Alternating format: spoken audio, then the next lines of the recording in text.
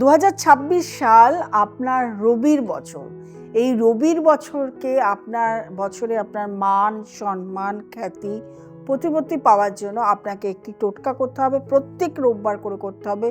স্নান করে সূর্য প্রণাম করে তারপরে করতে হবে। কি করতে হবে? প্রথমে নিতে হবে একটু হলুদ, তারপরে নিতে হবে হলুদ চন্দন, তারপরে নিতে হবে কেশর। এই যে নিলেন, এই তিনটে জিনিসকে আপনার রবির স্থানে, এই যে রবি স্থান, রবির আঙুল, রবির স্থান, এই রবির স্থানে আপনাকে এরকমভাবে তিনটে মিলিয়ে প্রত্যেক রোববার করে এখানে রোতে হবে। রবি দেয় আপনাকে আত্মবিশ্বাস, রবি দেয় আপনাকে সম্মান, রবি দেয় আপনাকে খ্যাতি। এত কিছু হলেই আপনাকে অর্থনৈতিক দিক থেকে উন্নতি দেবে।